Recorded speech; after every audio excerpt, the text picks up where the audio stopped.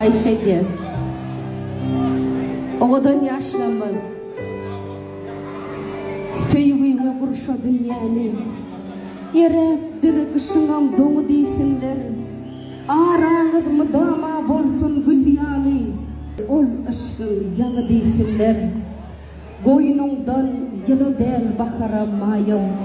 Yürekten yer versen gerekmedi cayım. Asmanın garayan yıldızlar ayım. Atıptır ak baltın dağı deysinler. Yıllar boyu yarın seyvagandırın. Yusuf Züleyha dek şahil kanlarım. Erteklerdeki kahramanlarım.